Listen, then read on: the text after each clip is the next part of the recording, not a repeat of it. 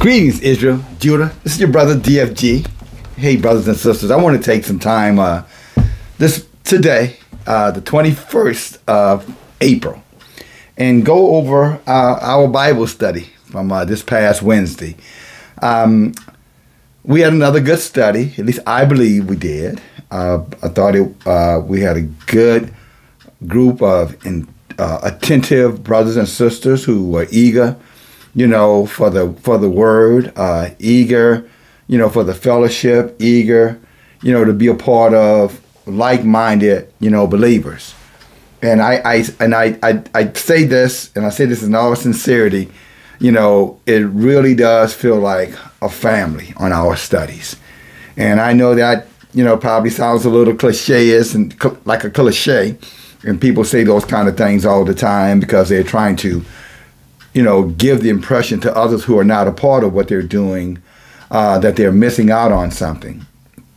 Well, be that as it may, if you're not with us, I believe that you are missing out on something because I know what we're teaching. And we're teaching what our ancestors taught. I'm talking about before, the New Testament, marauders came on the scene. And we're going to talk about that. We talked about that in our study. And I hope that by the time I'm done, as I review what we studied, that you're able to make the connection between what happened, to our people in Macedonia is very, very draws us very, very fine line to what happened to our people in at Nicaea, the Council of Nicaea. I think you'll see some parallels there. They'll be a little hidden, so you're going to have to really think deep, and you're going to have to do a little bit of your own, research as well to connect, some of those little fine dots. But more important than that is that, we teach from the Tanakh, on our study. This channel teaches, from the Tanakh. This channel teaches from the Torah. This channel teaches from the Apocryphal books, the so-called hidden books, the lost books. We teach from those books. And I know, and I am very confident, as many of those, again, or many of you all, I guess I might add, who are part of the studies, who are part of, the platform. I know this is the backup channel right now, but who are part of the platform, I would think that we all would agree, and I think I can speak for my brothers and sisters, as we teach through these books that they refuse to teach us about, again, the Tanakh, the Torah, Apocryphal books, that we can see not only how the words come off the page to us, so we know Abayah is present. His angels are with us. Excuse me. But we also see how everything, all the missing pieces. When we studied out Genesis and we were studying out, the books, the book of Isaiah, the book of Jeremiah, Ezekiel, the Psalms, Proverbs, 1 Samuel, 2 Samuel. 2 Samuel led us right over to Jasher. 2 Samuel, what is that? 1 and 18 led us to Jasher 57 and 9. Jasher is a book that they told us, was not a canonized using the Macedonian word. I'll take that liberty and say that, whether I'm right or wrong on that. I think Abayah will give me grace to correlate the two. And they said that no, those books did not exist, and those books were forgeries, and somebody pulled those books, out there and whatever they were. But these same people who give us a lecture on books that make all the sense in the world and ties completely in to what they call the Old Testament. The Apocryphal books tie completely in. You're not going to read an Apocryphal book that does not say something about the other books that are already in the Tanakh, if you can believe that. And for those of us who've been following, it's true. Because we don't study without the book. We study with the book. We study in the book. And yet they'll fight us on studying the Apocryphal books and say they're not valid. But then they'll come right over there and they'll study the New Testament books, which clearly, if you went and looked at research where those books came from, they came from Jesuit priests and monks. By their own admission, they say they wrote those books. Yes, some of them are attributed to Paul, but if you go to the Apocryphal book, I'm sorry, if you get your Cipher Bible and you go over to the New Testament, as they say, you'll see even under the headings, 1 Corinthians, written by this person, this person, this person. As a matter of fact, 1 Corinthians in the Cipher says it was written by 4 different people. And of those 4 different people, somehow or another, Paul wasn't one of them. But again, if you would just look up, Google it up, the epistles, who wrote the epistles, they'll tell you they believe Paul wrote 6 of the 13 that are attributed to him. And of those 6 that they believe he read or he wrote, they cannot validate it. And the reason they can't validate it because I think they know something that a lot of the New Testament Christians don't know. That those books are forgery. Those are forgery books. Those books were created and placed next to our Tanakh to tell us that our Tanakh was no longer, necessary for salvation, for redemption, for relationship. That all we needed now was Jesus, who they created, and religion. Also, which they created. And so if you're on this channel or you're with us on these Bible studies, or better said, if you're interested in learning more about the Tanakh, if you're interested in learning more about the so-called hidden books, the apocryphal books, if you're interested in studying with individuals who are studying out the Torah, then that's why you want to be a part of our study group. That's why you'd want to be a part of our family. A like-minded, assembled group of people seeking our Abayah in his word and how to obey those words by learning from our ancestors in these last days. You see that little statement I just made? That statement, that is a Tanakh, Torah, and Apocrypha validation statement, if you know what a validation statement is. So that's what we're about, and that's what we're going to be about. And I don't have anything else to add to it. Again, you're invited to come. It's every Wednesday night, y'all willing, 7 o'clock Eastern time. We get on about 10 minutes to 7, so that we can ask Abayah to send down his cleansing power, his sterilization power to bind any heathens and demons who might want to come in. Because, as we read in the book of Job, chapter 1 and 2, when Abayah people gather together, you better believe Satan is going to get on the line. And we know that. So I do realize that some of the people who are hearing me are devils. They hate the truth because they're caught up, unfortunately, in believing a lie. And therefore they're deceived. And they think they're doing a favor. They think when they harm us that they do Abayah a favor. And they don't realize that they're just being used by the imitator, by the gods of this world who transform themselves to get our people to continue to violate the Torah. And in our violating the Torah, we make ourselves in rebellion towards our Creator, our Elohim, Yahuwah. And we're warned about it. Deuteronomy 28 tells us all about the blessings, and there are many if we obey the Torah. But it also tells us about the judgment, the punishment, the suffering, poverty, disconnection, and everything else that would be considered a curse when we don't comply with the Torah. And that's why our stance against the New Testament is so strong, because they use that book to turn many of our people away from it.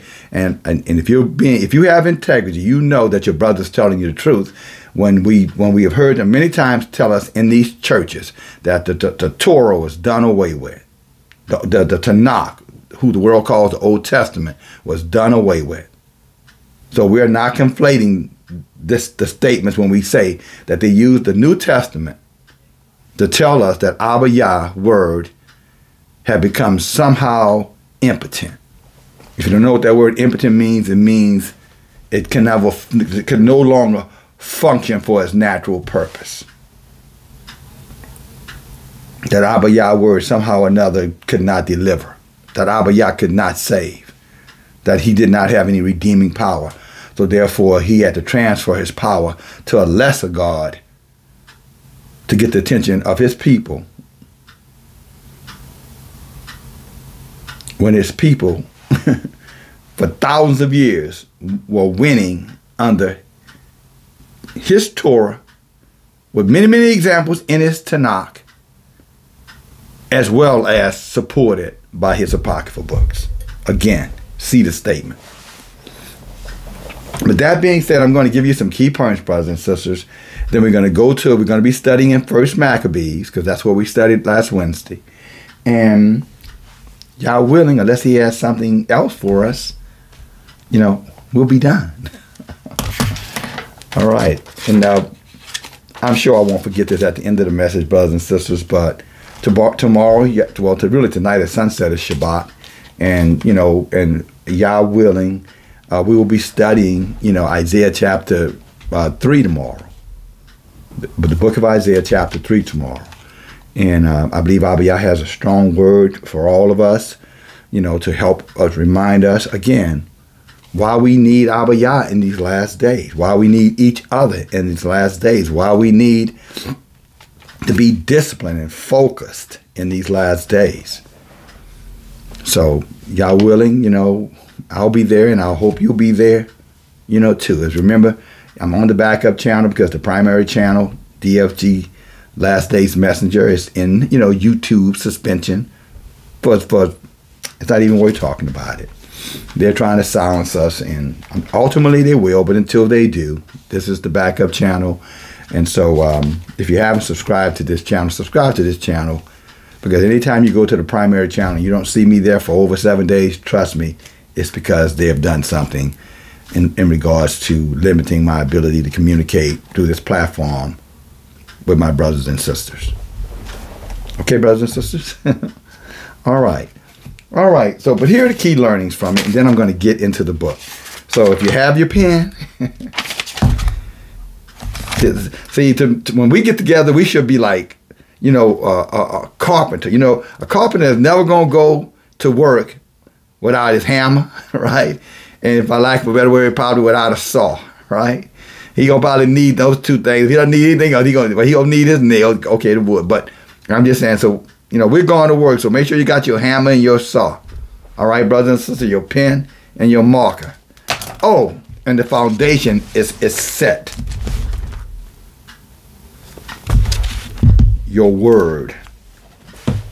By now, hopefully, your Cypher Bible. Okay? All right, key learning. Part 1, Alexander the Great dies and leaves no predecessor. And because he does that, now, evil men has come in behind him, and now they're creating chaos in the land.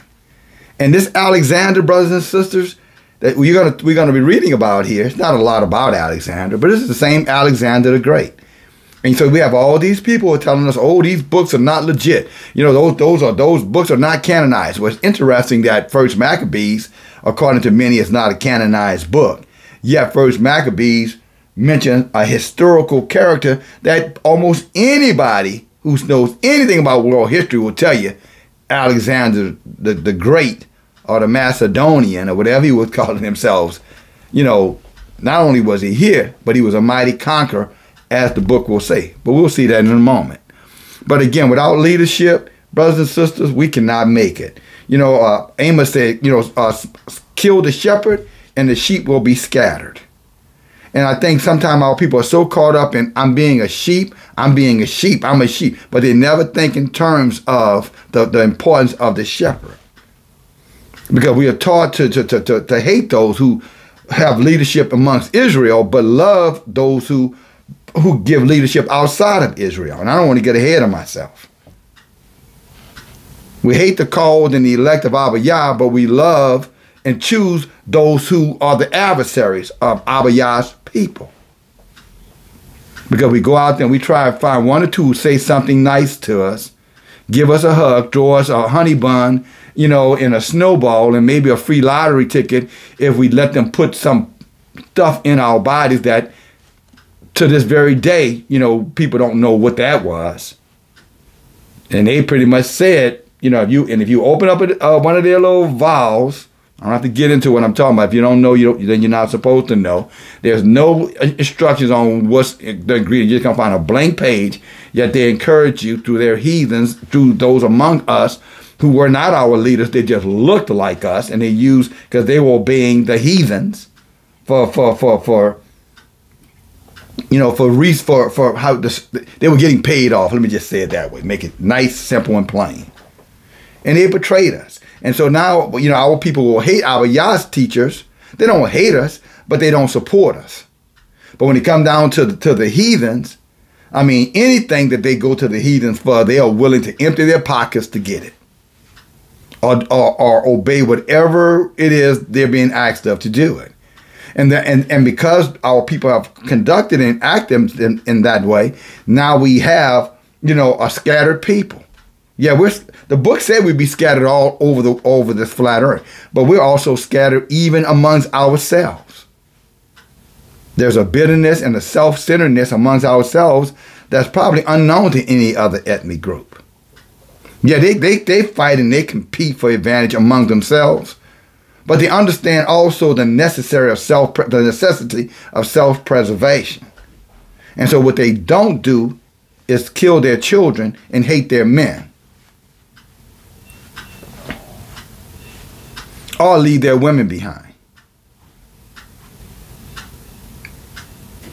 And they most certainly serve their gods.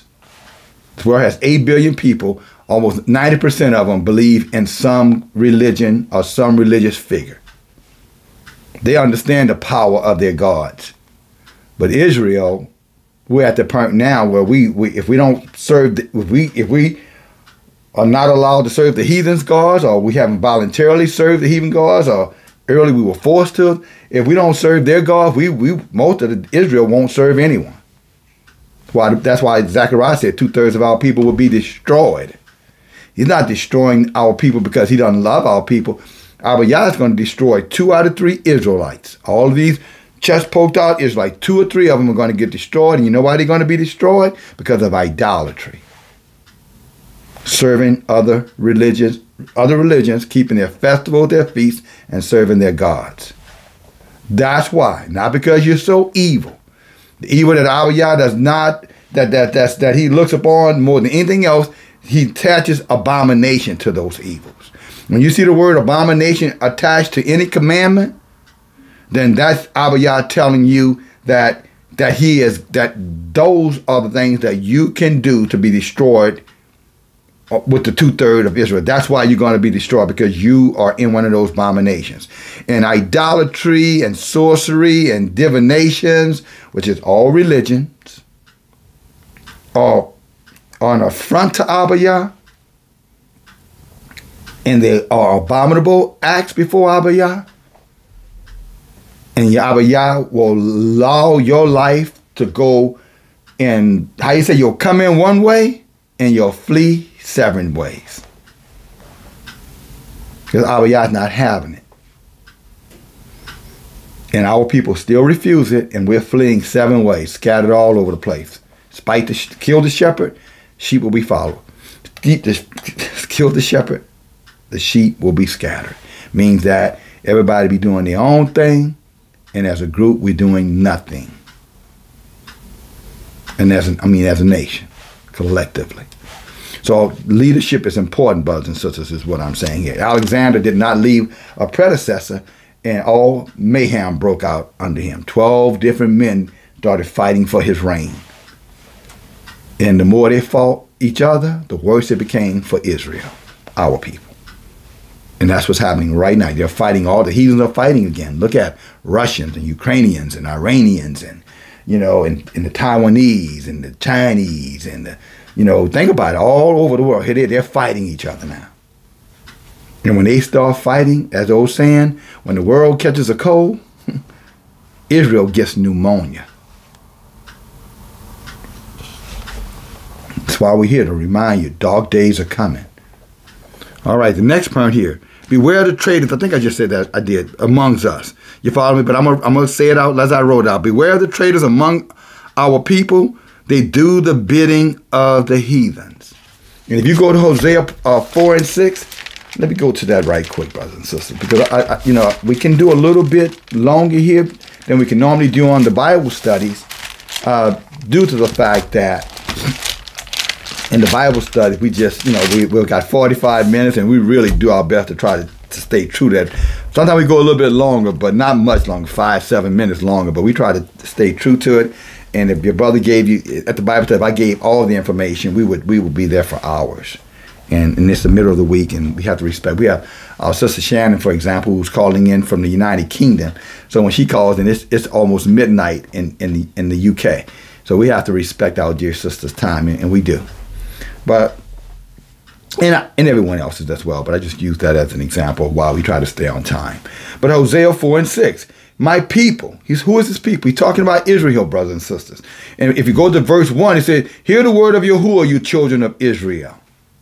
If you go to Hosea chapter 4, verse 1, it starts off, hear the word of Yahuwah, you children of Israel. For Yahuwah has a controversy with the inhabitants of the land, because there is no truth, no mercy, nor knowledge of Elohim in the land. So he's saying Elohim has a problem with us because there's no mercy amongst us, there's no truth among us, and we don't serve Elohim anymore. We're serving the heathen gods if we're serving anything. Oh, many of our people don't serve, those of us who don't serve, I'm talking about Israel, not your brother, and not necessarily you. But those of us who don't serve the heathen gods, and they don't serve Abayah, Yahuwah, the one and only Elohim, sovereign, they serve that other God. They serve the other one. Yeah, they serve the other God. And that's what your brother said, well, you going to tell us who it is? They know who the God is already, because they live with that God. That God that they serve is called self. They serve themselves. They have become an idol unto themselves. They have made themselves an idol or a God. Simply meaning that now they are in direct confrontation with the Creator, Yahuwah. And they don't realize it, that they're losing. Because all the things, you get everything in this world and you can still lose your soul. And you're going to lose all that pizzazz, even if Abayah doesn't come to all of those lovers themselves. I'm going to do me, I'm doing myself. Okay. But do you know that one day yourself is going to get old? It's going, your bones are going to start to ache. Your flexibility is going to be limited. Some of you are going to have to go and get, what they call,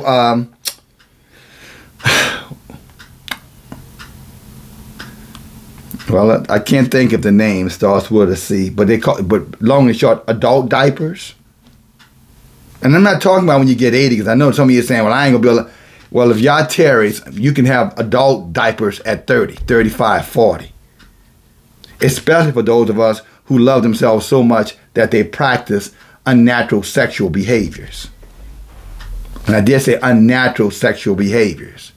Same sex, using instruments inside of their body that were not naturally made for a human body. They were made for a human body, but these things were not created by Abayah, who has a way of making sure things fit the right way when we do it his way. So they become altered. They're using altered things and perverting their bodies. All those things are going to come back to haunt them. Surely they're not going to tell. Nobody's going to tell them that right now. I'm 20 years old and I can do whatever I want to do. My body, my choice. But what they're not telling you is about the ovarian cancer and the fact that you're going to, probably end up having cancer of the rectum. You're going to probably have to wear, adult diapers for leakage, front and back. because you allow yourself to be abused and misused because you thought that you were God and invincible. And Abayah is going to judge it, and he's going to show you that you weren't. But let me stay here. Just public service announcement. If it's not you, then you're good, right? But he told us, in 4. So let me go back to Hosea 4:1. Yahuwah, hear the word of Yahuwah, you children of Israel. For Yahuwah has a problem with the inhabitants of the land, because there is no truth. That's why he has a problem, because there are false teachers among us. Wolves, you heard me talking about agents a moment ago. False teachers who are teaching us that we have another Savior, that Israel's Savior was a man who was able to be killed by men. They hardly emphasize that he was begging for his life as he was in the Garden of Gethsemane and on the cross. They don't want to tell you that he was begging for his life, because they tell you he gave his life willingly. Oh yeah, they'll say he gave his life willingly, but then you say, well, wasn't he in the garden, crying tears, big giant tears that looked like blood, asking for his life to be spared? I thought that doesn't sound willingly. Did he not on the cross, according to their writings? I wasn't there, and I wouldn't trust anything they write if I were you, but you're entitled to do that. That's what you choose to do.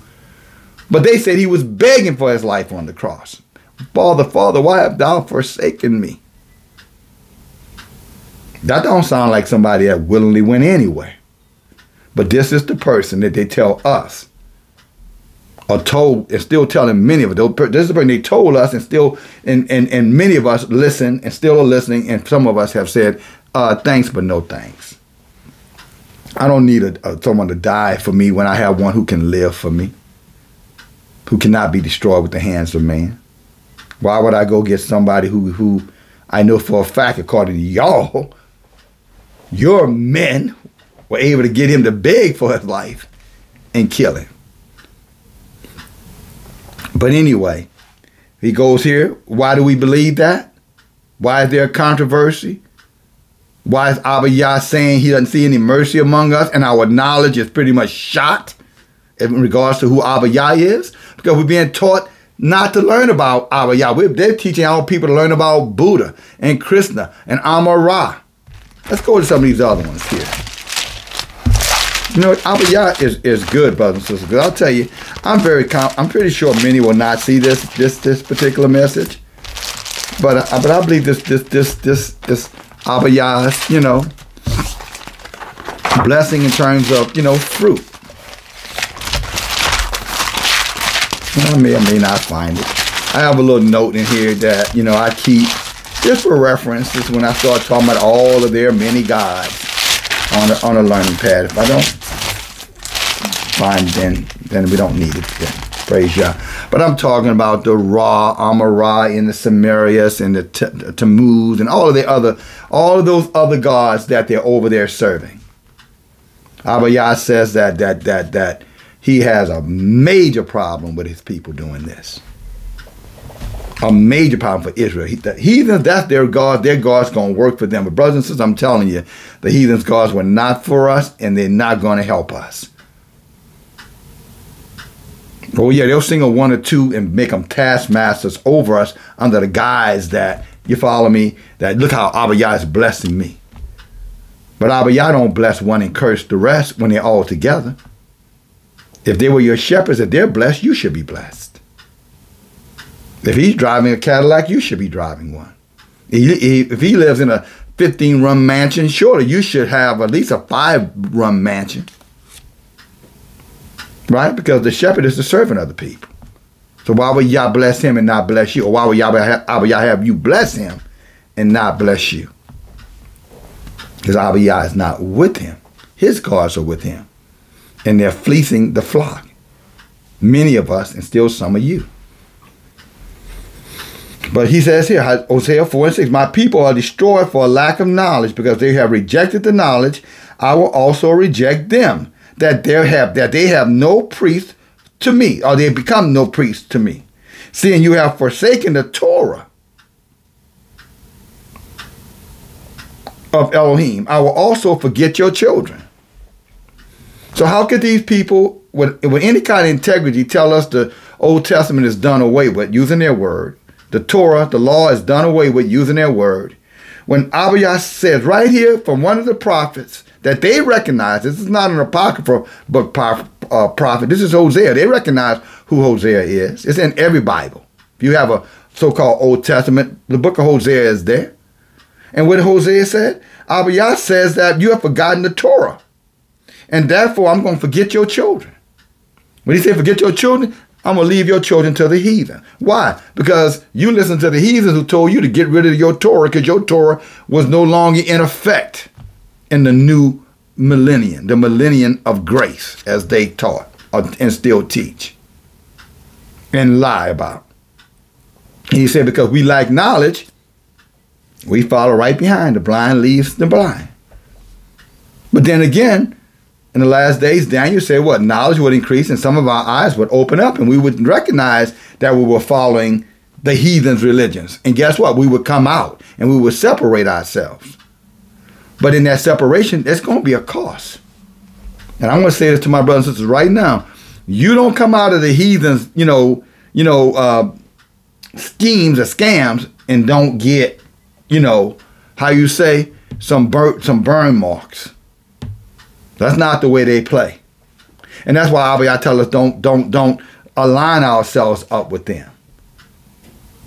Because see, we think we can align ourselves up with them, and then when mad day come, walk away, and they just gonna say, well, it was nice knowing you, and I do understand, and if you need anything from me, let me know.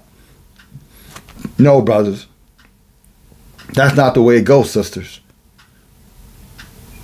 When mad day comes, you're going to feel the wrath of that heathen that you loved.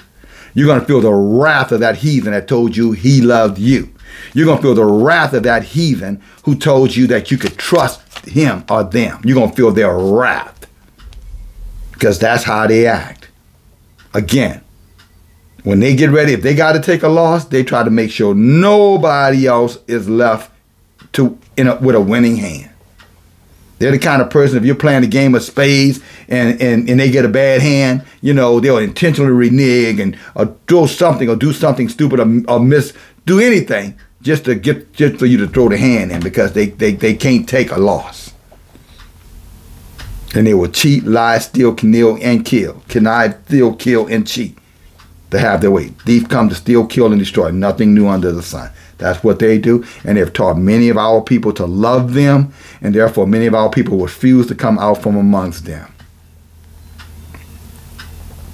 And that's only because you lack knowledge. You think you know, but you don't know.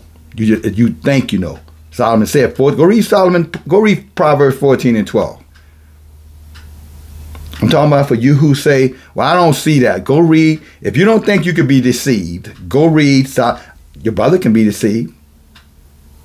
And to keep myself from being deceived, you know what I do? I stay in the Torah. I stay in the Tanakh. I study inside of the apocryphal books. So I protect myself. So when Abayah says that, there is no truth, no mercy or knowledge of him, that don't apply to me. Because I go where he is. I stay where he reigns.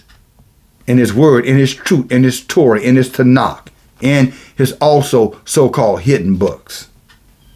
That's where you'll find me. When it comes down to the things of who I serve, my Elohim. So it doesn't apply to those of us it doesn't apply to. But the 2/3, many are called, few are chosen. That's exactly what 2/3 is saying. Many believe, but they believe wrong. Why? Because they lack knowledge. Why were they lacking knowledge? Because they were not studying the Torah. They were over there studying the New Testament epistle letters and letting people tell them that's where their redemption was. The next point of reference here. The governments are not our representatives. And you can go to, follow me to Deuteronomy 17. And you see, and this is something that came up in our study the other night. Because in the New Testament, you're going to find, I want to say it's over there in 1 Corinthians, somewhere over there. I don't care where it is because I don't follow them anyway. But they're saying, oh, slaves, obey your masters, and the righteous among you, obey those who have rulership over you, because thus says Abayah. This is what they say. This is what they quote. So if they have rulership over you, even if they're your slave master, let these devils tell you that. These false teachers who don't know Abayah. They profess to, but they don't. They will tell you, well, because Abayah put them there. So that means Abayah put every tyrant known in the history of mankind, according to them. If he was the governor, he was the king, he was the prime minister, then they're saying that whatever they did, it was Yah's will for us. And that's why they love those heathens that much. They pray for the heathens. And I'm going to tell my brothers and sisters right now, don't come to your brother asking me to pray for no heathens. I'm not praying for no heathens. I'm going to talk like when Malcolm said, if I pray for the heathen, I'm going to pray that Yah come down and judge them harshly for the wickedness that they have done to Yah's people, my people. All these of our people who are gone astray and all of our people are lost, and we already got time talking about praying for heathens and strangers? I don't think so. And you're not going to find that in your book. Well, he says this about the stranger and that about the stranger, DFG. And why are you so concerned about the stranger? Maybe you should be concerned about yourself and your people. But I am, brother. Yeah, okay, then. You think the heathen, the strangers are over there praying for Israel? Us? You think every time they get ready to go to pray, they say, oh, Jesus, make sure that every black man and black woman is safe and sound and that they be blessed, and you make room for them in the new kingdom. You really think that's what they're doing? But we don't have to be like them. Yeah, I didn't say we have to be like them. This is just a question because of this obsession to love them so much that you don't realize that Abayah say they have no business ruling over you, and you have no business having them in any kind of position of authority relating to you, except if you're working in one of their places where you really don't have a choice due to the fact you have to work. A man don't work, or you're in the education system, because you definitely need to read, write, learn to read, write, and add, okay? So nobody's, in those situations where, there is an absolute necessity, then Abayah saying follow their instruction, but they're still not your leaders. And then when you're done, you should be out. And take those trades, those skills, and use that amongst your own people. But Israel loved the heathen, and so many of it, and they just can't help themselves. It's, I love it, but I love them too. I love it, but I love. Okay, go ahead with that. Our book says you don't mix clean with unclean, holy with unholy. It's Abayah's decision and Abayah's decision alone as far as what stranger's gonna get in and what heathen he's gonna tolerate in. That's up to Abayah. He knows what you could never know. That's why he tells us to come out from amongst them. And I can go to story after story where, people trusted these heathens, and he turned right around and stabbed them clean in the back. And even David said, all of the nations gathered around us. They gathered together, confederate with each other, and had crafty counsel coming up with schemes and ways to harm and hurt and eliminate us. And yet some of us are still not convinced that it's in their nature to hate Israel. Because you're getting something from them that you have made necessary. Not Yah, you made it necessary. If Yah has given us everything we need to be self-sufficient, then there's no excuse for you. Slothfulness, maybe that's it. Otherwise, we should be about Abayah's business with Abayah's people, Israel. Next point here. Oh, and by the way, just to give you a reference, go to the book of Deuteronomy 17. 17 and 15. Deuteronomy in the Torah, because that's where we go. That's what we teach from. We're not afraid of the Torah. The Torah is life for us. Deuteronomy chapter 17, verse 15, it says, you shall in no wise set him king over you, whom Yahuwah, you shall in no wise set any, you shall in any wise, set him king over you, whom Yahuwah shall choose. And Yahuwah is not going to choose a heathen to be your king unless you're under judgment. You're being judged for something. That's the only time we kings were over there, because we were in some form of captivity or on the run, sojourning, lost, trying to find our way, a vagabond. Then he will allow us to be under, a heathen king for just a short period of time, and then we were supposed to keep on going. We were studying that out with David when we were looking over when David, in Ezekiel. Was that Ezekiel? Go back and look at, the last video message here. And David, had stopped with a heathen, but the priest came to him and said, David, no, don't stay here. I want you to go to your people. Don't stop here. We're going to pray for you. We're going to give you some resources, because you are the man of Abayah. We understand that you need things, so it's our job to give you resources. And by the way, we're going to give you the sword of the Philistine Goliath. Because at the end of the day, Saul is king, but you're still Yah's man. And they knew the difference between the two. But he told David, don't stop with them heathens. Keep on going until you get to your people. And this is what he's saying right here. You should have no king over you except Abayah sets that king. And let me continue on. You may not, any of us may not, means you cannot, you're commanded not to set a stranger over you, which is not your brethren.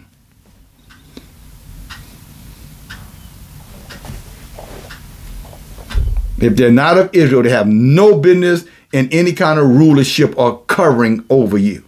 Any of us. If that's who you looking to for survival, you are in violation of Abayah, because you have given the heathen rule over you. They can dictate to you. And he says again, let me read it to you one more time.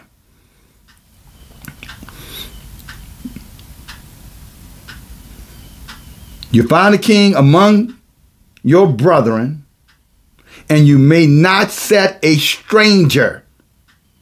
That means no strangers, none. Not one who's going to be grafted in, not one who loves Abayah. No, he says, you shall not set a stranger over you, which is not your brother.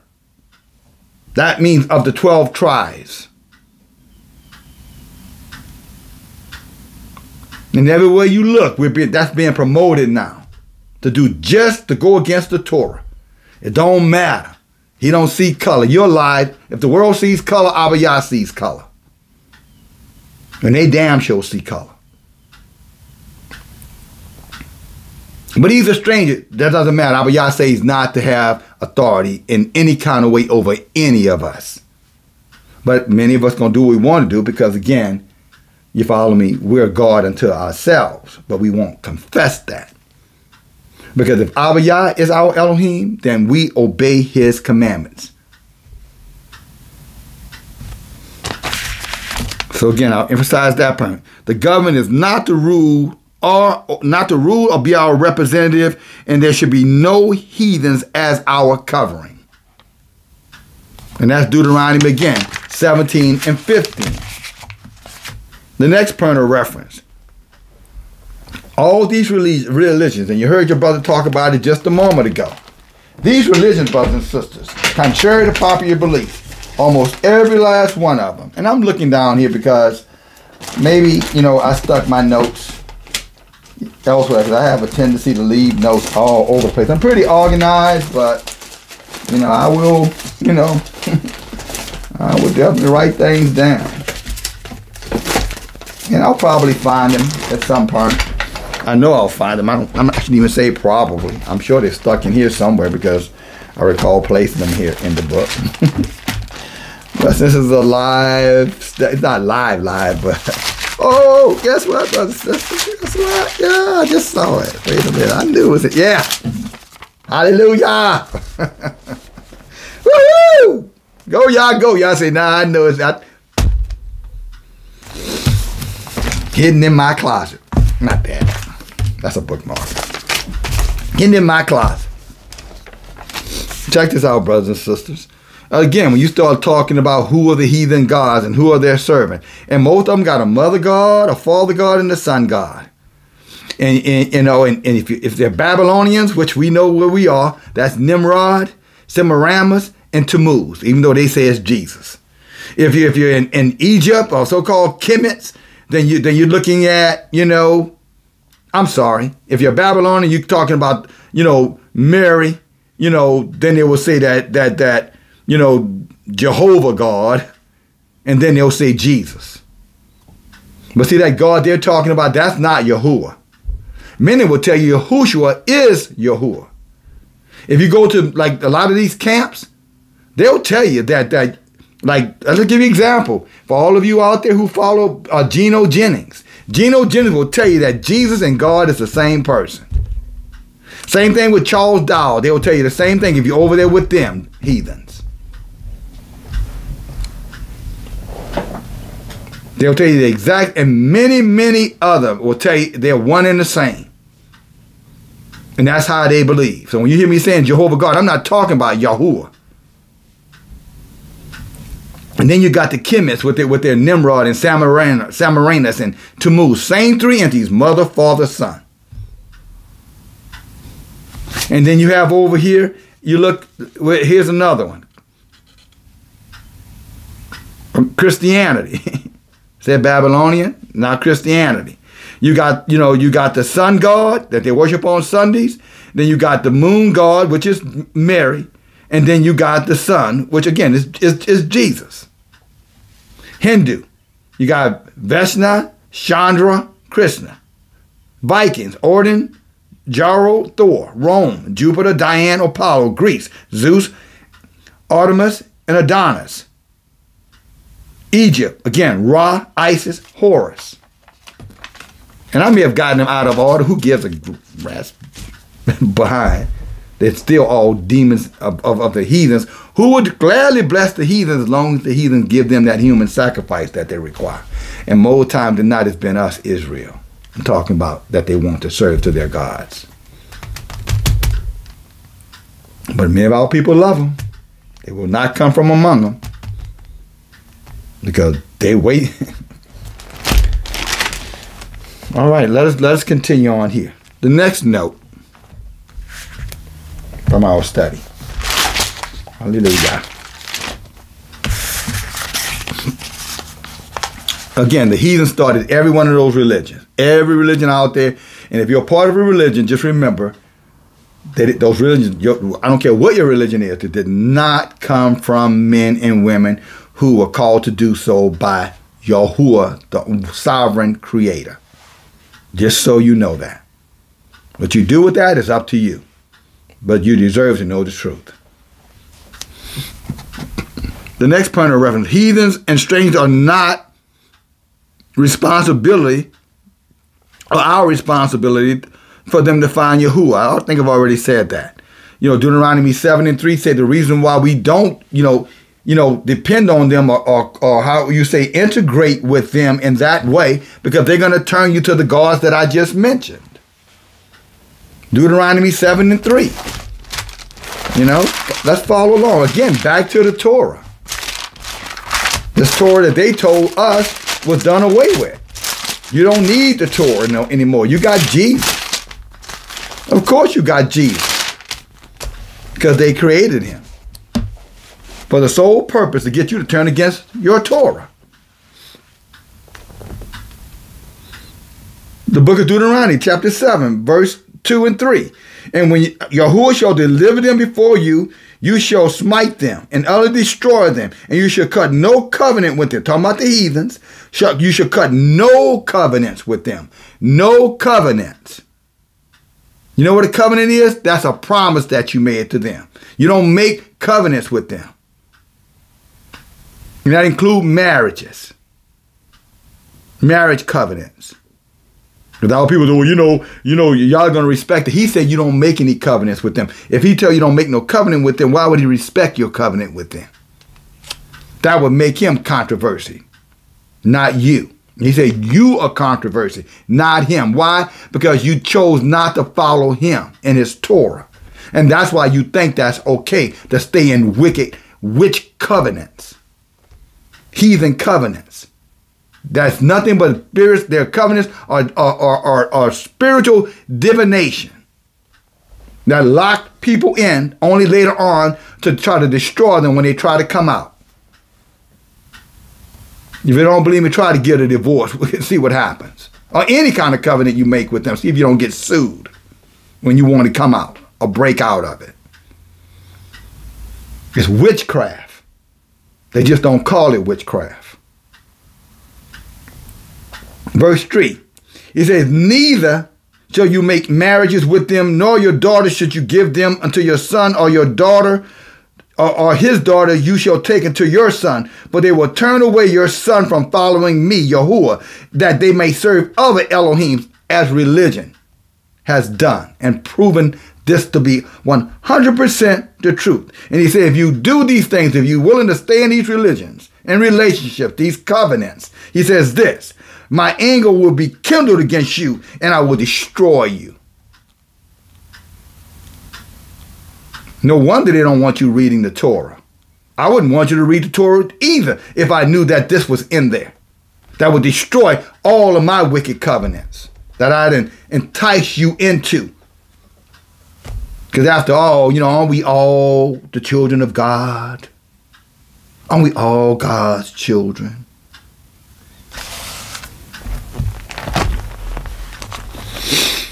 Abayah is the creator of all things, but everything wasn't created. Some of the stuff got here through some other weird things happening, like the sons of men coming down here and coming up with these fleshly beings with no spirits. We talked about that in Enoch 105. So don't blame this on Abayah. No, they're not all Abayahs. They're not all our fathers. Another point of reference. Heathen will tax you for their resources, but they will never protect you. Taxation without representation. Think about it. Wherever you are, you're probably paying tributaries to these heathens. Whatever countries you're in, tell me you're not being taxed by that country in some way. And you tell me, are you getting services that are equal to that? Except maybe it's a country where the people are not governed by the Europeans, or your government is not dependent upon the Europeans for funding that government. Because a lot of your governments, even though they may all look black, if you want to use that word, which we know is not the right word, but they all may be Israelites or look like Israelites, but most of them being subsidized by these European countries. China, Russia, France, England, America, Portugal, Spain, etc. So no, your country is not independent if you're taking resources from the heathens so that y'all can eat.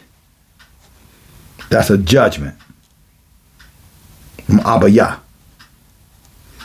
And I'm talking about a harsh judgment. You're being penalized because of wickedness amongst the people. They won't keep the Torah. Most of these nations I just mentioned, or most of these countries who've taken these subjects, if you tell me they're not Christian, Protestant, or practice some kind of Arab, heathen, Muslim, Islam type of religions. Yes, they are. Definitely part of one of the big five. Hinduism, Judaism, Buddhism, Christianity, and Judaism.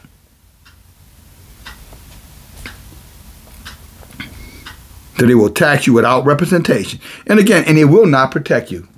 We talked about that in Psalms 55 and 21. The words were smooth as butter. Well, since this is a study, I guess, a review of the study, I may as well take you over to where it is.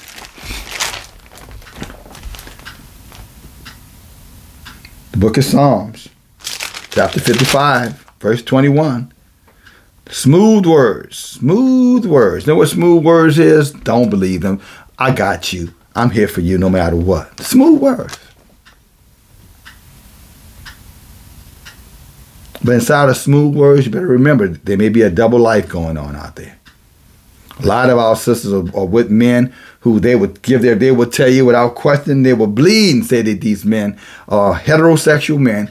And a lot of those men, when they going out to hang out with the boys, they at the boys club, and at the boys club, they are getting down. And I don't mean getting down through the middle, they're getting down, they're on the down low getting down.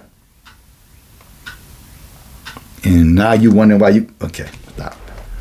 So don't take words, look at action, look at behavior, and ask yourself the question, why would Abayah put this person into me? Does this person have a lineage of being blessed of Abayah? Is this person called of Abayah? Is this one of my brethren who I'm bloodline related to of Abayah? See, Abayah has a standard, brothers. So he don't just do anything. He don't get food out to go get rotten vegetables out of the garbage dump to bring it inside and then and wash it off and cut off the rotten part and then serve it to his children. That's not the way Abayah works. Abayah takes it from the field, from the garden to the table. He don't go in the trash and clean up something that he considers as trash and then give it to you and say, now, eat. Ain't nothing wrong with it. See, I got all the dirty stuff off of it. If Yah say it's unclean, it's unclean. If he says it's an abomination, it's an abomination. Smooth words, war was in the heart. Soft words. Honey, you know I love you, baby. Been here for you a long time.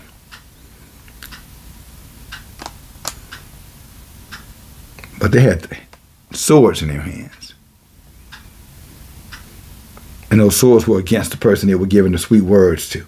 They were set in the bushes, awaiting for their opportunity. Just like Diog.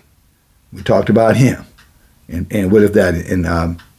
Was that 1 Samuel, when he was over there, lining himself up with Saul, killed all of Abayah's priests? It was 1 Samuel chapter 22. That's how they are, right there, always listening, waiting for their opportunity. Lying and telling you, I'm with you, I got you, whatever you want to do, I'm with you. Until it comes the time for them to pounce upon you, and then you're going to see those bloody fangs come out their mouths. And some of you brothers and sisters, I'm telling you, these people are going to hurt you. I know you don't believe it, but just never say, Abayah did not warn you to your brother DFG.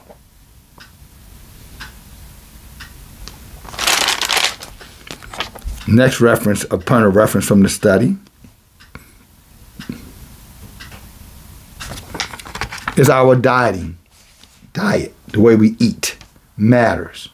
See, the heathens told us we could eat anything we wanted to eat. But that's not what Abayah said. Not what Abayah said. There's a dietary law for Israel. And there are some things on there that he flat out calls, if you eat it, you are putting something that he called abomination. And if you eat it, because it becomes a part of your flesh, now your body is a part of that same abomination. And you and I know that if your body is in some type of abominable interaction, some kind of abominable relationship in any kind of way, Abayah is never going to let you into the kingdom. And these strange covenants, you're not getting in. If he say you're not getting in, you're not getting in. If he says it's an abomination, it's abomination. But for reference, and we saw it over here in our study in Maccabees.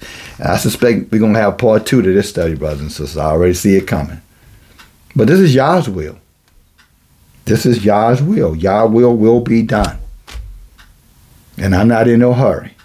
I just want to serve him and do the best I can with what he has given me as one of his servants, one of his watchmen, one of his messengers.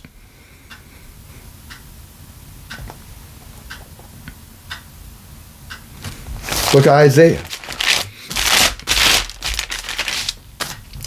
Chapter 64, verse 4. And it reads, for since the beginning of the world, men have not heard. I'm sorry. 65. The book of Isaiah, chapter 65, verse 4. Well, let's go with verse 3 and 4. The book of Isaiah, 65,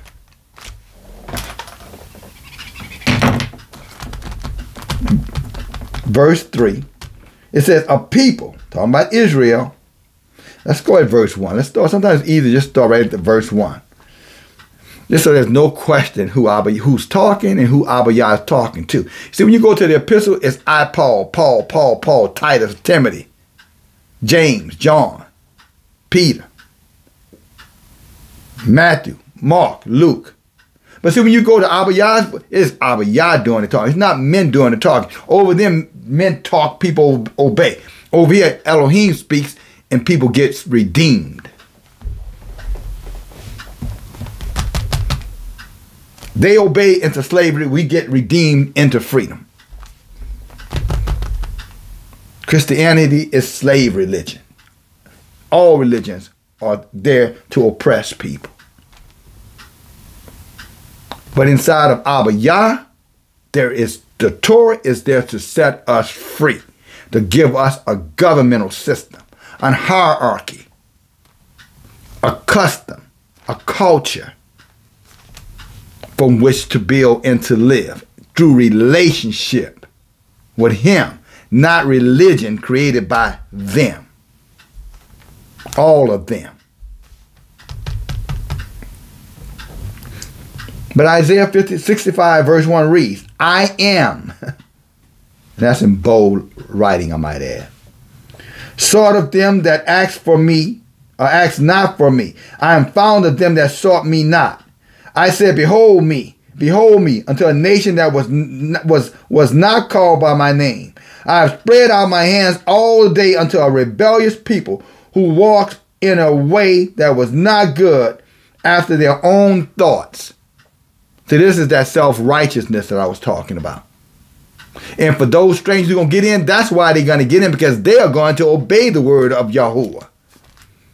And they don't need your help. He said he's going to go get them.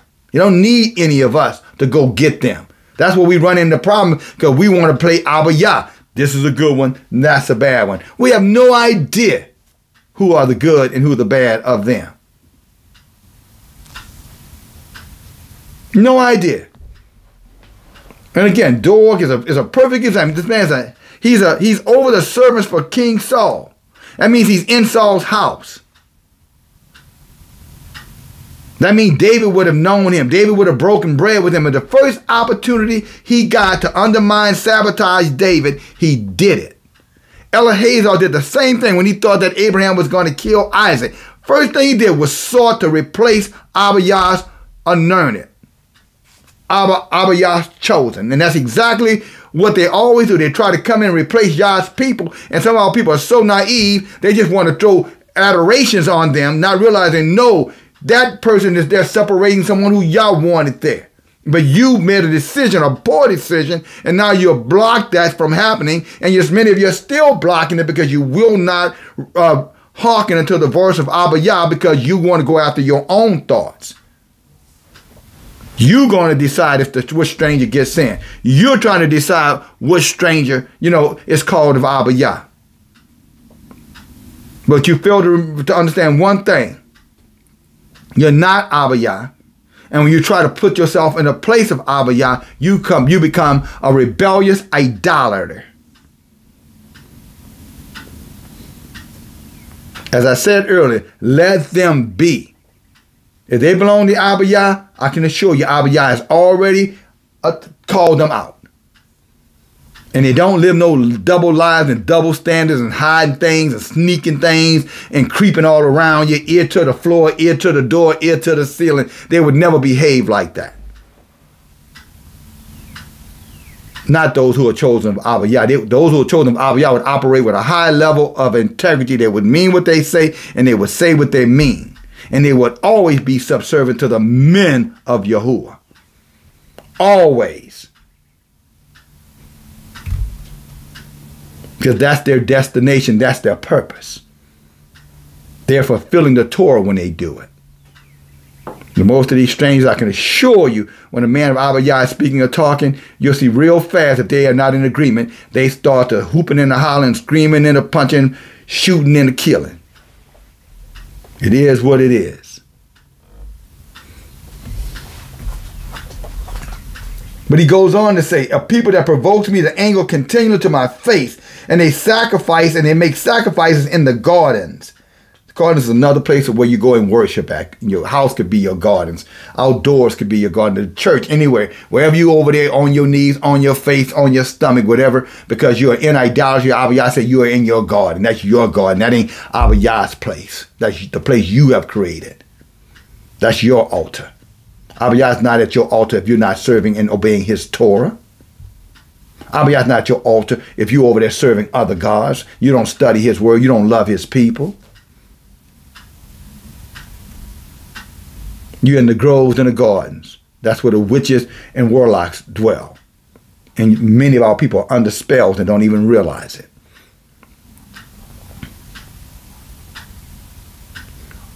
But verse 4 is the point of reference to the note here. It says, which remain amongst the graves, and they lodge in the mountain, and they eat pig flesh, and the broth of abominable things that are in their vessels.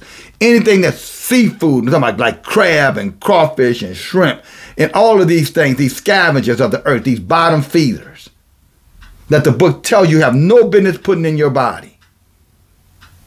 And he calls these things are abominable things. They're unclean. We have no business eating them. And we studied that out in the book of Maccabees.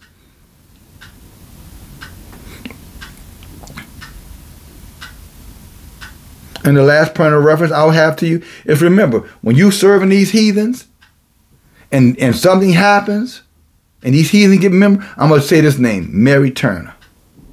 Mary Turner. I want all my brothers and sisters, when you get a chance, look up Mary Turner, Georgia, 1925, near and about. Mary Turner is the name. If you want to see how the heathens really feel about the daughters of Zion and what they're capable of, and the book talks about it, but I'm going to say a name to you again. Mary, M-A-R-Y, Turner, T-U-R-N-E-R. Look up her story. A 19-year-old pregnant Israelite woman who was standing up for her Israelite husband, and what the heathens decided to do to make an example of her for standing up for her man, Yah's man, the one Yah wants all of his daughters with. That's all inclusive, by the way. All right, let's go over to Maccabees. And brothers and sisters, y'all willing? We're going to cut this short. We'll go another 20 minutes, y'all willing. And then we'll pick up part 2, okay? Now, those are the points of reference. So write that down. I hope you cross-referenced, you know, as I mentioned, and I'll hit some of those cross. I won't go back there, but I'll give you other, we call cross-reference is another word for precepts. So when you see the word precepts, just think cross-reference. That's what you're doing. You're cross-referencing. Okay?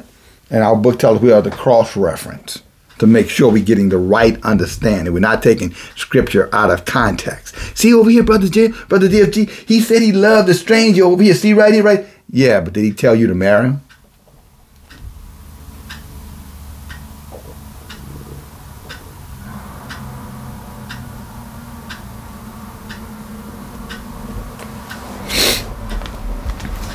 Let's go, brothers and sisters.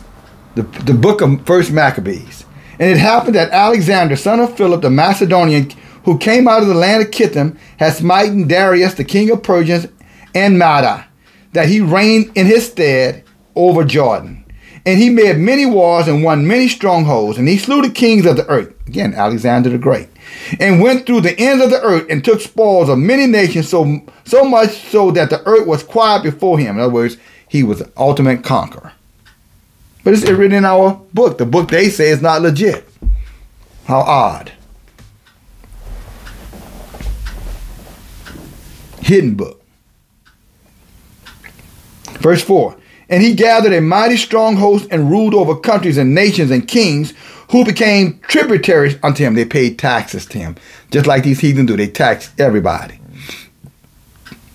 Well, we need this for the government. Yeah, for the government who does what for you again? Help me understand this. Take your dollars and give you back pennies. If you be Israel, for sure.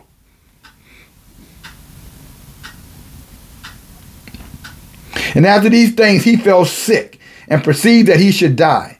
Wherefore he called his servants, such as were honorable, and had been brought up with him from his youth, and he parted his kingdom amongst them while he was yet alive. He didn't anoint, he just parted. And again, it goes right back that Abayah has a hierarchy. Abayah has standards. Brothers and sisters, we need leadership. Leadership is for our benefit.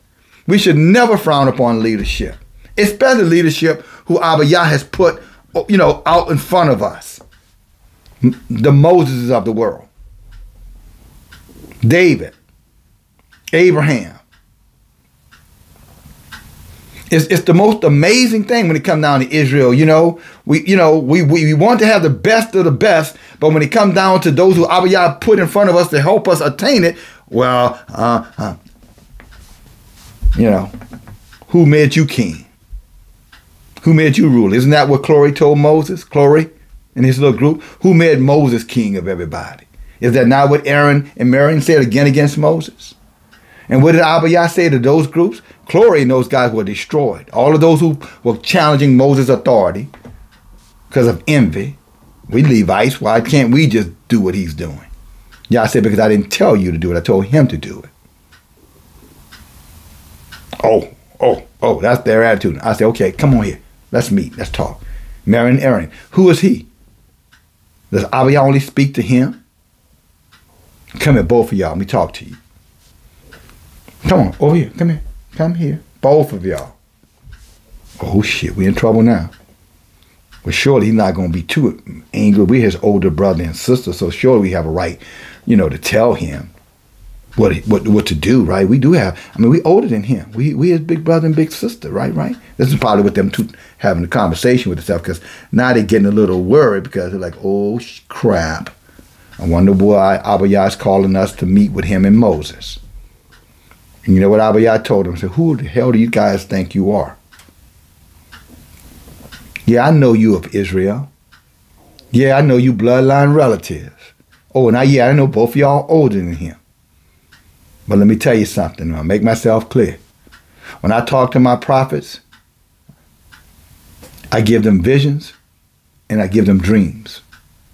He said, but when I talk to my servant Moses, he said, servant, I talk to him face to face. And you have no right to challenge him. And he judged them for it. You can read the rest of that story in the book of Numbers, chapter 12. It's there for all to see. We need leadership. Abayah is doing something through the leadership for us, brothers and sisters. When our people went over into the land of milk and honey, they didn't all just jump up and start running for the borders like the heathens did when they were stealing our land through the Homestead Act. Well, whoever gets there first is your land. Although that land was already occupied by the natives who were here. But that's a story for another day, talking about here in the United States. No, Abayah sent them behind Joshua and Caleb and the leaders of the tribes, each tribe. There was order there. There was a process there. There was a way there, Yah's ways there, and there was leadership there. Again, nothing wrong with leadership, brothers and sisters. We should seek it. We should cultivate it. We should encourage it. We should support it. Because all of leadership comes right back to benefiting you, each and every one of us, if it's Abayah's leader. Abayah is going to hear the prayer of the leader for the people. The prayers that he may not be hearing from you.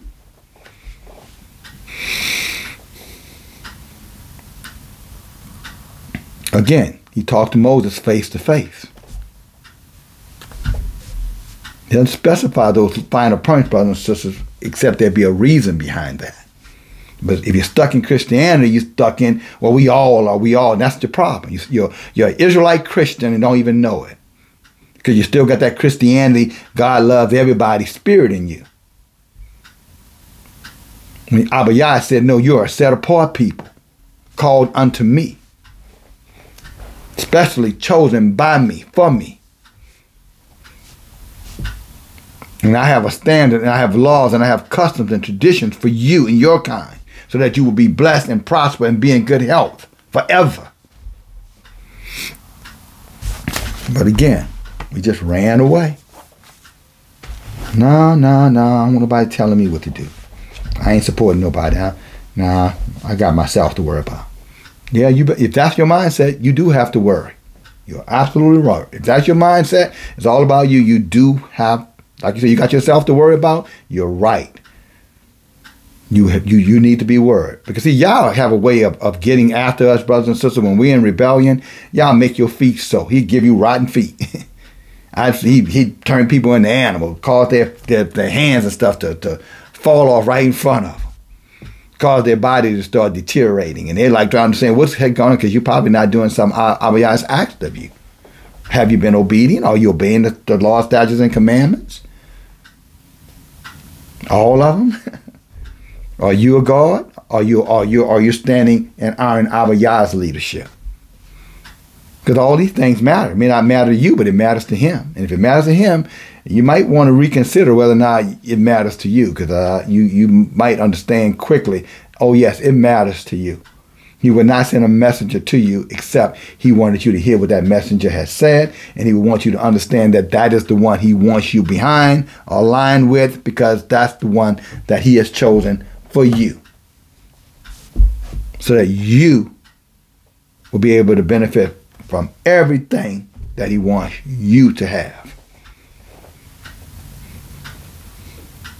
But again, because of hardness in heart, we probably the worst nation on this earth, and when it comes down to honoring and respecting the elders and the ancient ones and the leadership among us.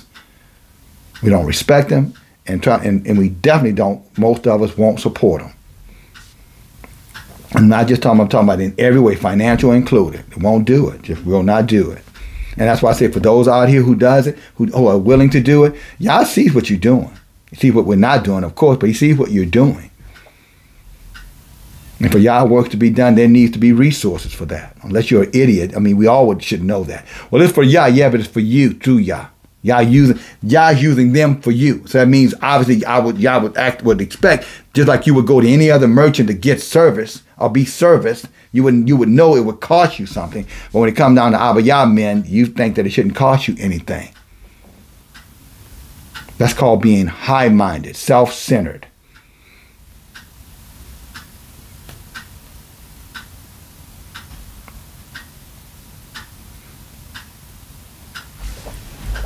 Leadership is important, is what I'm saying, brothers and sisters. And he said it earlier, and your leaders need to be of your people.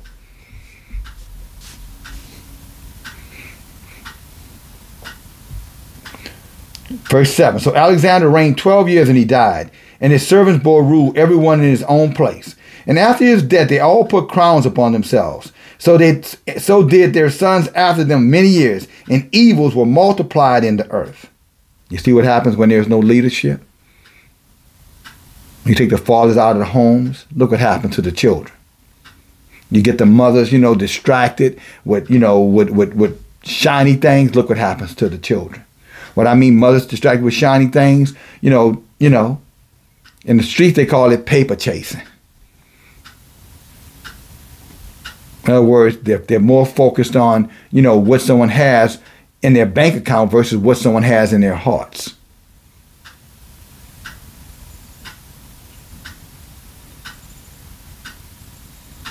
And so they chase behind what's in the bank accounts so that their bank accounts can be bigger, but their hearts are alone. Of course, they don't know that because the enemy of this world is not going to let them see that until it's far too late. And there's nothing more sad and pitiful than... Let me stop. When you hear y'all's voice, brothers and sisters, you need to listen. And I think this message is for some of you. It's time that you listen.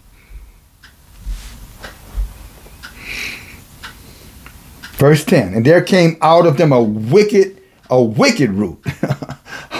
Ooh, a wicked child, a wicked root, a wicked tribe. And Antiochus, whose surname was Epiphanes, the son of Antiochus, the king, who had been a hostage at Rome. And he reigned in the 137th year in the kingdom of Javelin. Okay, we're not going to get caught up in all that. And in those days went there out of Israel wicked men. And I want to emphasize that. Wicked men who were among us, went out of us. Wicked men who were Israelites. And for all this, Abayah loves everybody. Why is it, if he loves us all, then why is he identifying groups of us as wicked? He didn't say all of us. He said there were wicked men among us, and women too. But here it's talking about the men. Let's see what these wicked men did. Who persuaded many, saying, let us go and cut a covenant with the heathens. You over there cutting covenants with heathens? Then Abayah says you are wicked. I just read it to you over Deuteronomy, so let's not get in our feelings here. Truth is the truth. And then again, you know, do what you want to do. At least I love you enough to tell it to you. You can come to this channel and hear it. Unfortunately, probably many won't see it because this channel is a backup channel and most folks don't know it's here. But if you're listening, then you're blessed to hear it. But don't just be a hearer of it. Be a doer of it.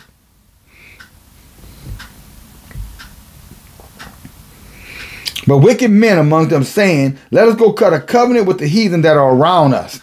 For since we departed from them, we have had much sorrow. In other words, they're become beggars. They count upon the heathens for provision. That makes you a beggar. Well, you know, well, they the one got all the money, DFG. So what? Yah owns the earth. Why are you concerned about who has money? Probably why you don't have any. I'm talking about those with that mentality.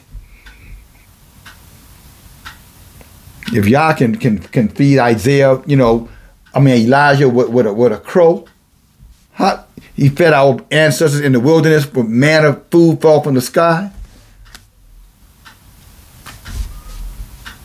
What are you talking about?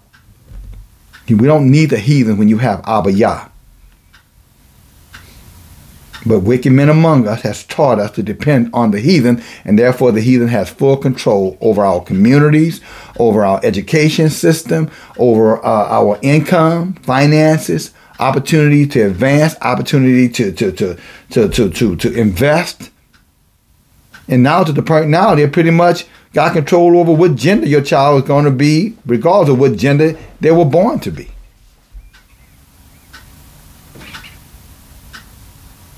Because we turn to the heathen for direction. Because evil men among us, just like those who convinced our people that it was in their best interest, to allow them to, to keep them safe from 2020 up until 2020, late 2022. And now that journey they're on, according to some experts, it's probably going to last about another 2 years, 3 to 5 years. They say that was pretty much the duration of that journey. Time will tell. We shall see. Can Yah heal? Yeah. Will he heal you? You're keeping his Torah. You're being obedient. You're following his servants. Have you renounced religion? These are questions you have to ask, because according to Solomon, who's the wisest king who ever walked this earth, he said that if you don't keep the Torah, y'all don't hear anything you're saying. You can pray to Jesus all you want. Go back and read it. Proverbs 28 and 9. I'm sure your Christianity book has the book of Proverbs in there. I'm sure a lot of y'all will be running the Proverbs come next month in May for Mother's Day about your virtuous self. If you ain't keeping Abayah's Torah, you're not virtuous before Abayah. You might be virtuous to these heathens, but you're not virtuous to Abayah. Abayah woman obeys the Torah, his virtuous woman.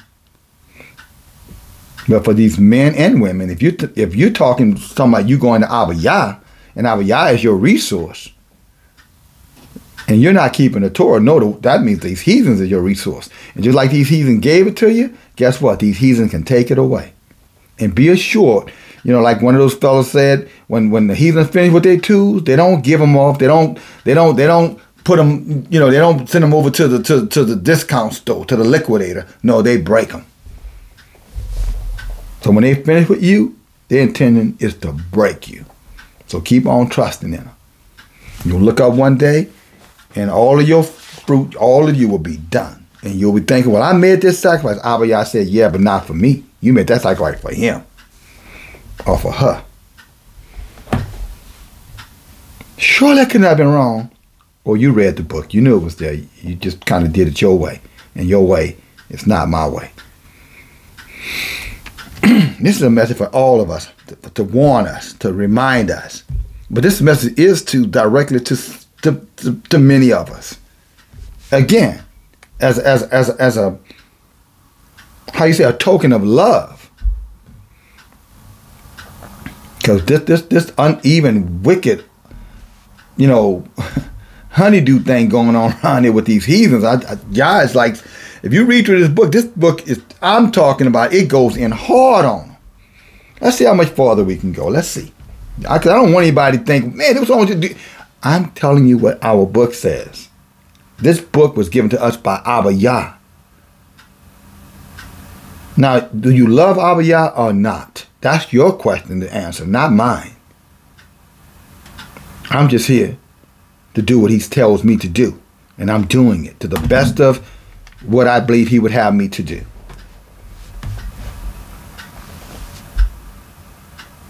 But here they're telling the people, no, we go be with them. Our life could get better. If we join up with them and go to their schools and be a part of their institutions, and a part of their societies and their movements and their political organizations, we can have a better life. Only to find out at the end of the day, it was all just a charade to get the momentum, get you in, get what they needed from you, and then when they got what they needed from you. And, they say, look, I'll be back in the morning and just wait for me. And guess what? Like that old song, if tomorrow never comes,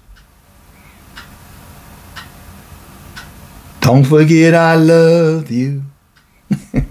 Not sure that the right verse after that, but go see Garth Brooks. That's who sung it. You'll be waiting. Because that tomorrow ain't ever going to come. When they finish with you, they will. Their objective is just like David said, is to destroy you.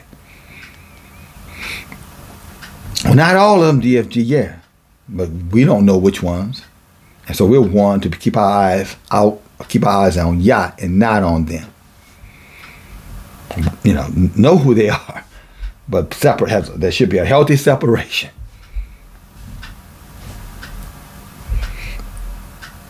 Verse 12. So this device pleased them well. So the people listened. So it wasn't just the evil men. It was all the people who decided that they were going to agree with these evil men.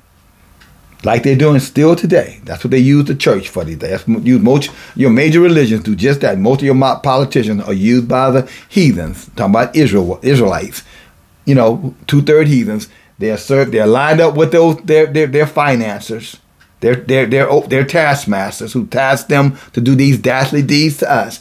And then what we do, we embrace them to our own demise. Eating unclean, filthy foods, to drinking, unhealthy liquids put in our body, to poor health, no exercise, sit around, watch TV, and just pile food on and pile makeup on and just running all over the place. Moving fast, but going nowhere. That's Israel. Because we don't want anybody to tell us what to do.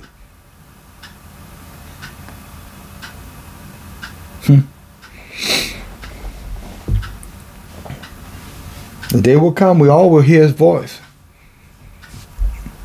And, and he said, when you hear that voice, strong advice, don't harden your heart.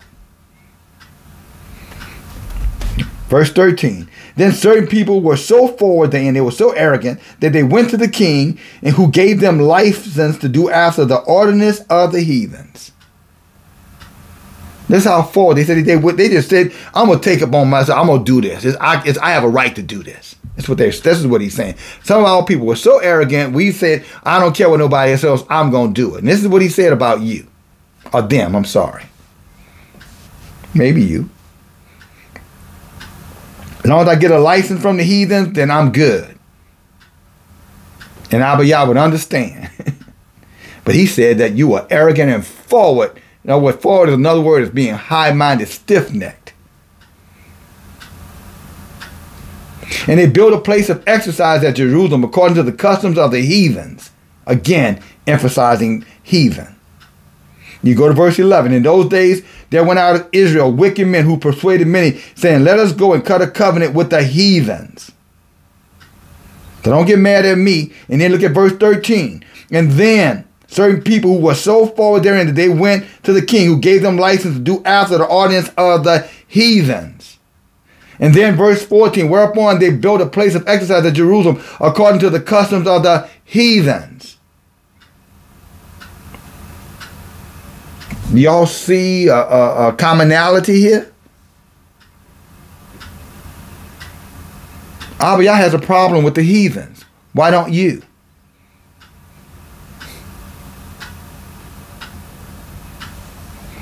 And made themselves uncircumcised, meaning they stopped keeping the Torah. They made themselves uncircumcised, forsook the holy covenant, and joined themselves to the heathens, and were sold to do so, and were sold to do mischief.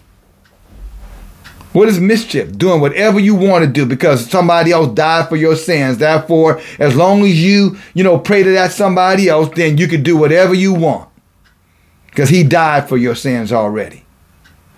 They sold the lie to our people. The heathens used our own people to sell that lie to us through their religions with an S, and destroyed our relationship with a giant R.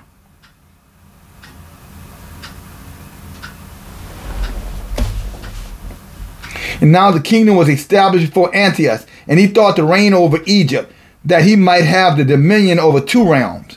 Wherefore they entered Egypt with a great multitude, with chariots and elephants and horsemen and a great navy.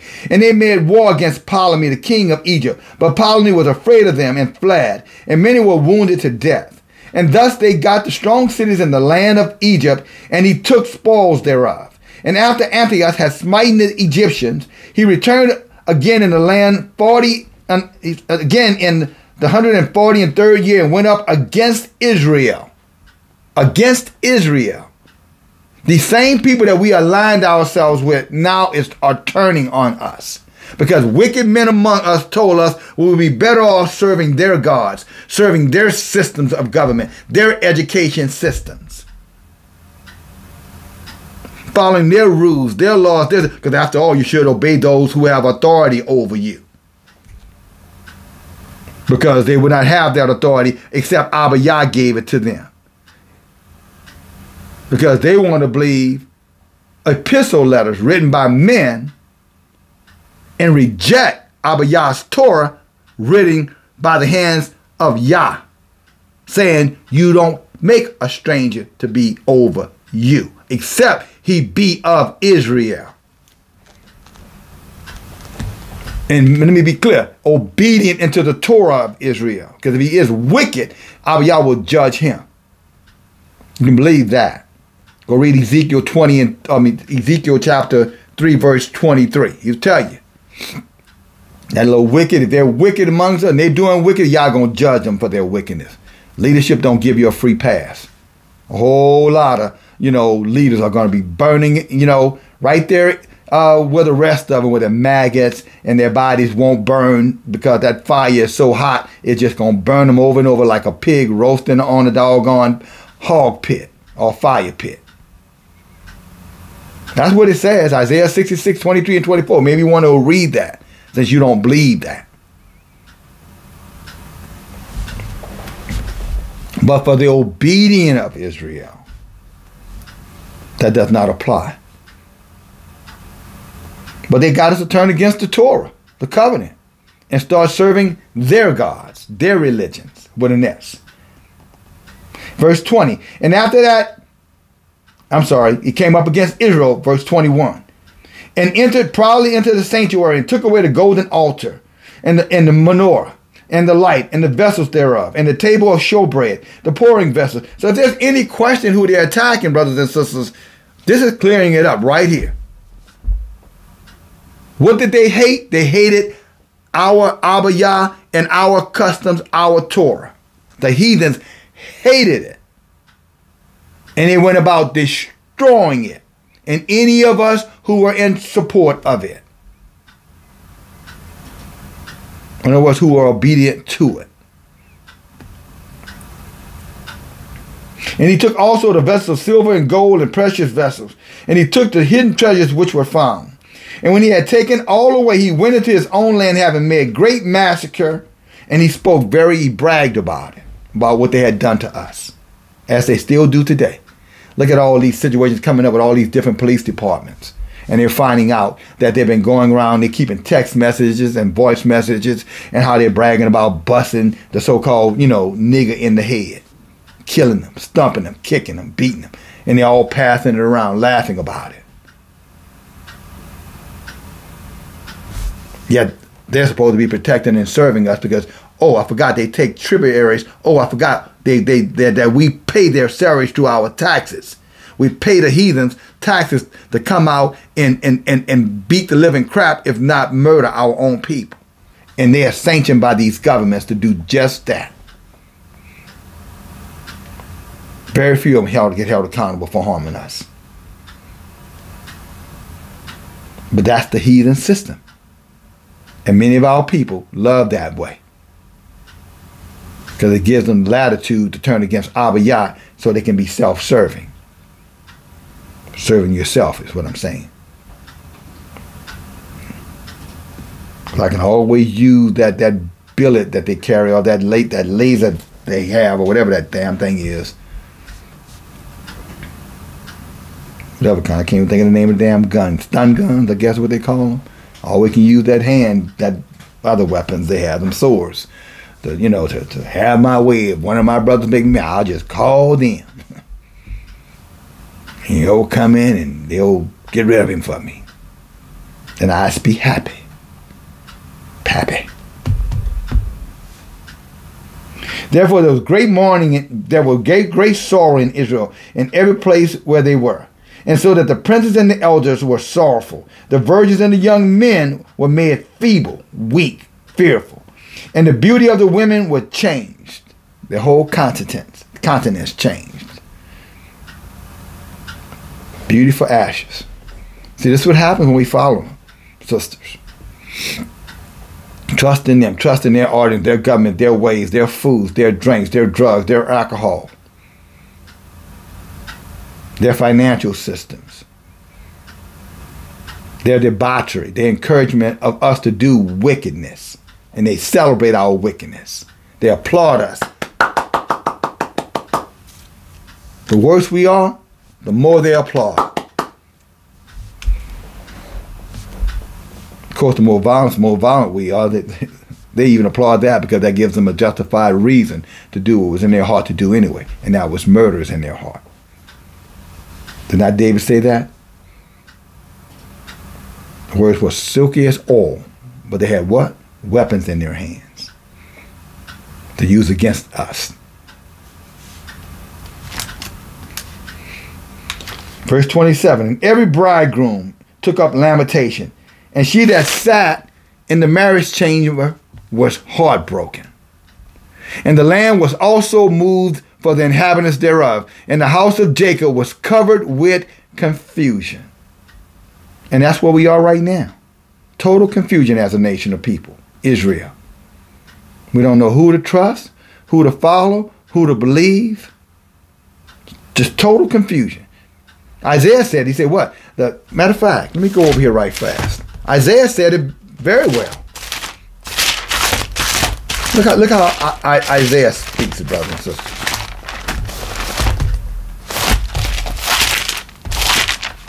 He said it very clearly. Isaiah chapter 1, verse 3. The ox knows his owner.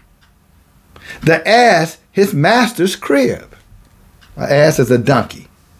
Both of these are supposed to be strong animals, but not the brightest animals in the world. But Israel does not know. My people do not even consider.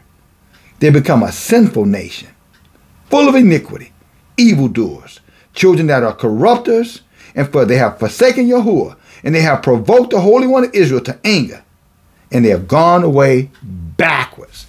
So instead of us progressing by keeping the Torah, we're going backwards by rejecting the Torah for religion. And we have all the evidence in our communities to prove it true. Everybody going forward, except the so-called African Americans, or wherever they call you, by what name they call you, all over the continents on this flat earth. Progress all around, but not progress for you and your people.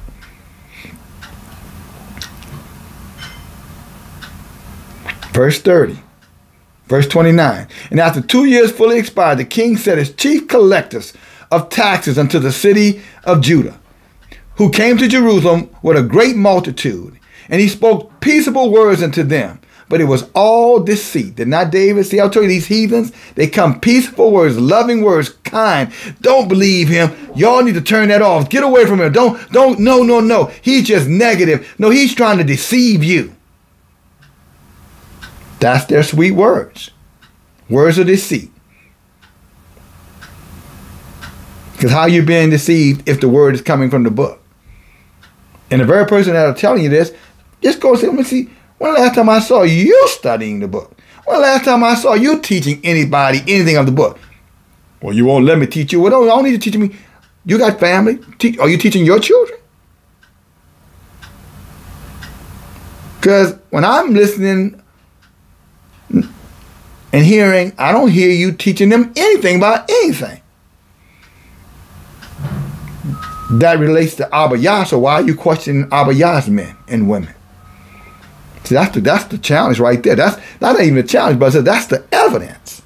Who you're listening to. Why do they have a right to tell you what says Abayah, and you never see them studying it out, and you never see any works of them carrying it out? Ever. Ever. You never see them. They're not on Bible studies. They're not, sharing messages. They're not, part of study. They're not doing anything. Oh, except for telling you what you shouldn't be doing. Or who you shouldn't be listening to. But y'all will judge him. He hears him. Just as clear as you heard him, y'all heard him too. He said, they spoke peaceable words unto them, but all was deceit. For they had given him credence. See, they all were respecting him. They're like, no, he's a good one. See, the people had gave him accreditations, thinking that he was on their side. He was one of the good ones, as they say. He ain't like the rest of them. He's different. She ain't like the rest of them. She's different. Speaking on their behalf, not knowing that they were deceived or being deceived. Here it is. Look what it says. And spoke peaceable words unto them, but all was deceit. Everything they would say was lies. For when they had given him accreditation, he suddenly fell upon the city, and he smote it very sore, and he destroyed much of the people of Israel. Who did this? The one they were giving credit to, the heathen that they said was a good one. One who was telling them what they wanted to hear, doing little things that they wanted to have done. That one. The one they were speaking of for. And turned right back around and slaughtered their people. Same one they were supporting, that same one slaughtered their people. Men, women, and children. And when he had taken, verse 31, and when he had taken spoils, the resources of the city, he set it on fire and pulled down houses and walls on every side. You tell me they don't go around burning, dropping bombs and all kind of things on our people whenever they get ready. Go look at Operation. I think it was called these brothers, what they were called in Philadelphia in the 70s. And they were Israelites, I might add. I think it was MOVE. I think it's MOVE. I think it was MOVE, but don't hold me to that. But you'll see back in the early 70s where they dropped firebombs on these Israelites and killed men, women, and children. And this is in the 70s. I'm almost sure it was the movement. If I can find it, I'll stick it in, in the description, and see what they did. See what kind of mercy they had for them. And this was their people they paid taxes to, their police departments, who did this. Their government, their mayor, who approved it. Their elected official, who was a heathen, but of course our people, he's our heathen. He's a good one.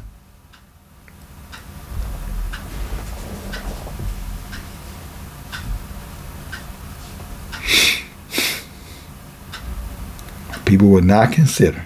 Isaiah, again, ass will, the ox will, but Israel won't. Won't consider, therefore, with lack of knowledge, we keep getting our heads banged in, bashed in. And we can change it, but we have to be obedient. So let me always say that. But the women and the children they took captive and possessed the cattle. Oh, they made slaves out of our women. Some are still making slaves out of our women. Let me tell it. And then they built the city of David with a great and strong wall and with a mighty tower, and they made a stronghold for them.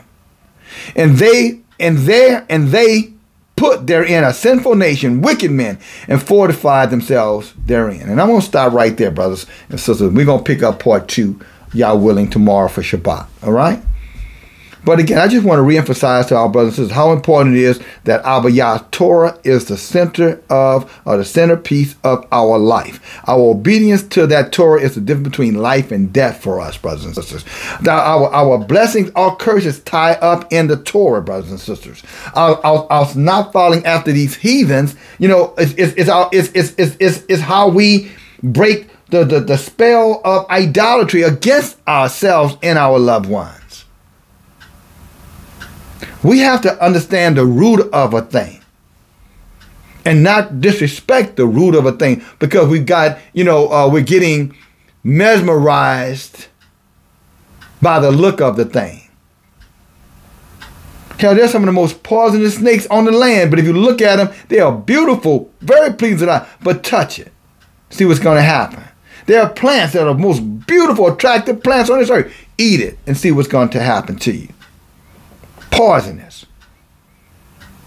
So you don't go off of the way things look. You go off of the root of the thing. You don't go off of, what you think. You go off of what you actually know. And how can you know except Yah tell it to us? Did he not say, will I warn my people without telling it to my servant, the prophets? Or is there a warning I have for my people that I won't reveal it to my servants, the messengers? But when the messengers come, we want to shut them down. Because unfortunately, whether we want to admit it, some of us are going through some kind of syndrome where we really love the enemy. We found out we learned to love our abuser. We're so used to being abused that we don't even know we're being abused anymore. We only consider abuse when they raise their voice at us, or maybe they don't give us something we want. But we don't realize that there's another kind of abuse called sudden, subtle, quiet manipulation. And that's a vicious abuse. Doeg was one of those abusers. Eliezer was one of them. Jezebel, another one of them. There are many of them. Wolves in sheep's clothing. And David warned us about them. Smooth words. Maccabees said they were words of deceit. But our people couldn't tell. Because they were so loved in what they were getting that they just assumed that he must love me, he's helping. She must love me, she's there. All to our own damnation. Turning us away from the Torah to their gods and their religions. So we'll stop there, brothers and sisters. Y'all willing, we'll be back tomorrow. We'll pick back up. I hope this lesson was edifying, informative, educational. But I didn't say anything here, brothers and sisters, that Abayah didn't tell me to say. Now, what you do with that, that's totally up to you. I don't have, I'm not your judge. I'm just your representative. And if I do have a judgment, it's according to Abayah's law and Torah. So then, even if I'm judging it on behalf of what Abayah says to judge it by. I'm using Abayah's, in other words, map for judgment. Abayah's justice system. That way there be equity there. And remember, Yah is no respecter of a person. If they couldn't do it and were judged for doing it, you can't do it, and you will be judged for doing it. And this thing about, this whole New Testament stuff is all-inclusive love and praying for these strangers and inviting these heathens and fellowshipping with these heathens. I'm telling you, brothers and sisters, some of you are going to make a grave mistake. Abayah has told me to warn you, you are making a mistake. Let them be. Those who love Abayah, he already said he knows who they are. He said it in Isaiah. I'm going to pick this string, I'm going to pick that one, I'm going to pick that one, and I'm going to provoke y'all to jealousy with this one and that one over there. But I'm not going to tell you who they are. You don't need to know that, because you'll get caught up in idolizing them, speaking on their behalf, and get it twisted and get it wrong, because you're going off how you feel about them, not what Abayah has said in regards to them. And that's for all of us to consider. No one in particular, but everyone in particular. That being said, brother, we'll pick up 1 Maccabees chapter 34 tomorrow, y'all willing, and we'll get on through the rest. It gets more, believe it or not, we've covered a lot, but what's coming, whew.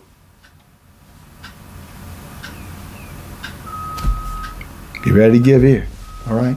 For all of you who are supporting me and supporting the channel, because supporting me is supporting the channel, you're much appreciated. Thank you so very much. Every time I try to do this, I miss somebody, but I'm going to try it again. The Haddon family, thank you very much. Sister Coletta Smith, thank you very much. William James, thank you. Brother Roderick, thank you. Sister Mary Thornton, thank you. Brother Dennis, thank you. These were people this week. Sister Cheryl James, thank you as well. You know what I'm saying? You guys are a blessing to your brother. You don't even have any idea how much you are. And it doesn't matter the amount, the fact that you care enough to do something. And that says a lot about your heart for giving. With that being said, brothers and sisters, y'all willing? Talk to you next time. Bye now.